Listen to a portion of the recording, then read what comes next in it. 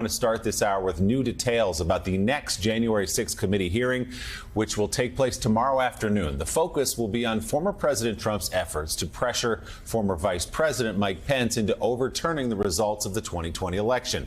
Vice Chair of the committee, Congressman Liz Cheney, teased ahead to the hearing in a new video posted on Twitter. In our next hearing on Thursday, the Select Committee will examine President Trump's relentless effort on January 6th and in the days beforehand to pressure Vice President Pence to refuse to count lawful electoral votes. As a federal judge has indicated, this likely violated 2 federal criminal statutes. President Trump had no factual basis for what he was doing, and he had been told it was illegal. Despite this, President Trump plotted with a lawyer named John Eastman and others to overturn the outcome of the election on January 6th. To give you a sense of the gravity of these issues, here is a clip of one of President Trump's own White House lawyers, Eric Hirschman, who talked to Mr. Eastman the day after January 6th. It was the day after. Eastman, I don't remember why he called me, or he texted me or called me, wanted to talk with me, and he said he couldn't reach others. And he started to ask me about something dealing with Georgia and preserving something potentially for appeal. And I said to him, "Are you out of your effing mind?" Right? I said, I only want to hear 2 words coming out of your mouth from now on. Orderly transition. And I screamed, I said, I don't want to hear any other effing words coming out of your mouth, no matter what, other than orderly transition. Repeat those words to me. And I screamed that. Eventually he said, orderly transition. I said, good, John. Now I'm going to give you the best free legal advice you're ever getting in your life. Get a great effing criminal defense lawyer. You're going to need it. And then I hung up on him. He hung up. So, okay. Willie, you grew up in Jersey, right? I sure did. Yeah. Yeah, like I've seen some scenes like this in TV shows and movies. So But that was real. You're not going to open the restaurant, okay? All right, I'm not going to. Okay, say it. Say it. You say it. Say it. Say I'm not going to open the restaurant. Click. I mean, that guy again. Eric Hirschman plays the role of Eric Hirschman in the movie. Yeah, you can see him pulling the guy in by his tie to get him a But little bit it's closer to say it. important. But Eric Hirschman, we should point out to our viewers, total Trumper. Former Trump White House attorney, defended former President Trump during his first impeachment trial, and he was the one shutting down that line of questioning. Joining us now at the table, executive editor for news at NewYorker.com, David Rohde. He's a longtime investigative journalist and war correspondent. So, David, there's so much to dig into when we look at those hearings. I know you've been looking at sort of the Justice Department angle of all this, and whether the committee in many ways is speaking to Merrick Garland and everyone else over at DOJ, hoping perhaps that there be charges brought. Have you seen anything in these first 2 days of testimony, whether on what happened on January 6th or, interestingly now, on this potential for fraud? If $250 million were funneled into an account that wasn't what people were told it was going to, do you see anything that rises to the level of prosecution here? I met with a Justice Department official recently, and they said, they were emphatic, that Garland can and will prosecute if there's enough evidence. They pointed back to his speech he made in January, where they said they would follow, every lead wherever it goes. So they pointed also to the speech he gave at Harvard. It was a graduation speech about public service, but he talked to that class about the importance of defending democracy. But I do think the Justice Department sees it as a last resort. A member of the January 6th committee told me they're trying to defeat Donald Trump politically first, have him lose at the ballot box. And then, but as you mentioned, I think this fraud allegation that Representative Lofgren described, $250 million raised, $1 million of that going to an organization run by Mark Meadows, lying to people to raise money, not using it for the purpose he promised. So I think that's another angle for a very clear and sort of more cut and dry possible prosecution. But doesn't that need people who gave the money to feel that they were victims? And I don't know. I think that we are so divided, and there is such a lack of understanding of what the truth is, the Constitution, what this is all about. I'm not sure that the people who gave money feel they were victimized, even though they were. They were ripped off. Their money was taken, and it was not used for what they were told it was going to be used for.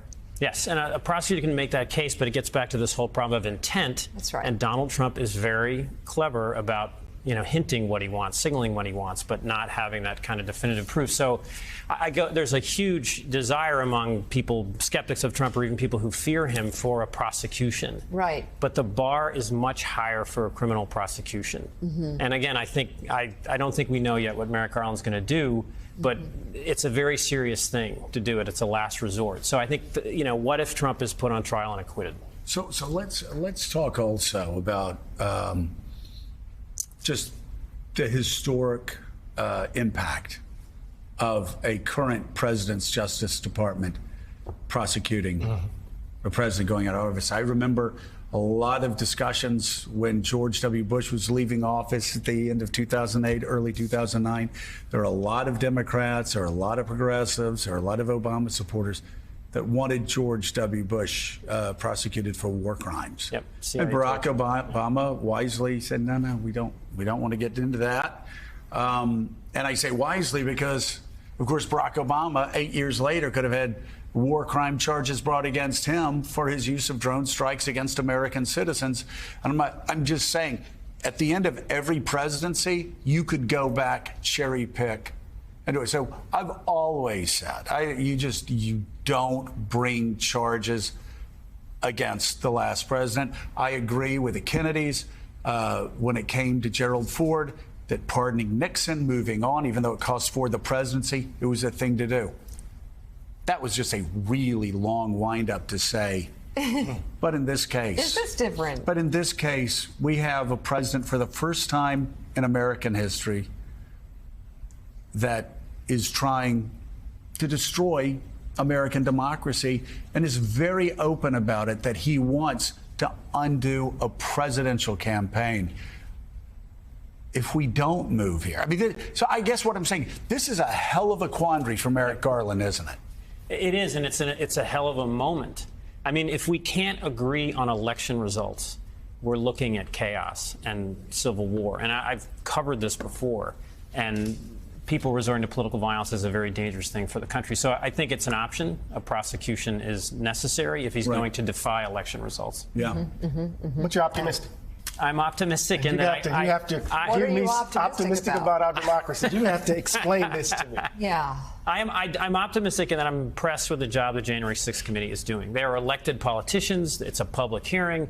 They're informing voters and producing new information about what the president did. Are they informing all voters? No, but and clearly, Trumpism is winning. He did well, as you said, in Nevada last night. He split the difference in South Carolina. Does that represent the majority of Americans? We won't know until there's an election, but that's the danger.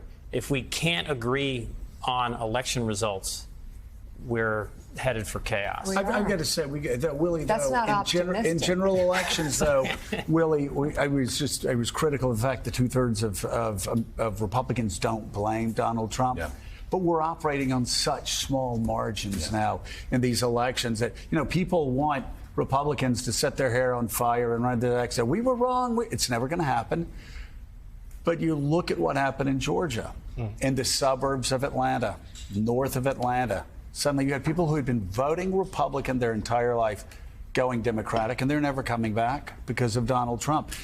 For Democrats looking at this, you move 2, 3, 4, 5, 6% of the Republican Party away from Donald Trump. You've just impacted every presidential election for years to come. Yeah, when we're talking about 10,000 votes in certain states that swing an entire election, then that's the very slim margins of Senate races in Ohio and Pennsylvania, for example. Nevada, and I know we're going to talk about this in a minute, but that was an interesting case because the two people who won for the Senate race, the two Republicans who won their primary and Secretary of State, are avowed election conspiracy theorists. In fact, they've already helped Donald Trump to try to flip the election in Nevada. So if they win, if that guy becomes Secretary of State of Nevada, you get another election on those margins. You've got a problem in the state of Nevada with democracy. I did want to ask you, David, just coming back real quickly here to January 6th, how much does it weigh, do you suspect, on the Department of Justice and on Attorney General Garland, the impact of prosecuting Donald Trump. So that is to say, he may have committed a crime, but are they considering what happened on January 6th? The idea of prosecuting Donald Trump and the reaction from his supporters, it shouldn't weigh into your decisions, but do they think about that, what it would look like and what the result might be from doing that? I think they do, and that's why they're going to measure the power of the evidence. And every prosecutor is supposed to only bring a prosecution when they think convincingly that they can get a jury to a guilty verdict. A dozen Americans all agreeing with that verdict. So the stakes are very high. So I think there will be a higher bar on the evidence. But again, they are emphatic to me that if the evidence is strong enough, Garland will do it. They point to the Enrique Tarrio Proud Boys indictment last week for seditious conspiracy. So we're not there yet. Maybe that part of the electorate is shifting, suburban voters, is a possibility. And I think the committee's done a great job. And I want to praise, frankly, the Republicans. And I've had issues with Bill Barr in the past and Stepien and these others. But there are Republicans who are standing up to Trump. They're winning elections in Georgia, and the information that they're sharing on the January 6th committee is progress. Well, and by the way, if you talk to members of the January 6th committee, they will say, okay, yeah, it would have been great if they would have come in earlier. But thank God they're coming in now, because all of these people and participating, because all of these people are laying out how ugly it was inside the White House. So that's something that I know. And it's striking to see Bill Barr. Oh, yeah. Saying it was BS. Yeah. And to see, Donald Trump's children, who were his advisors as well. Yeah. Under oath. Yeah. Saying something very different. You brought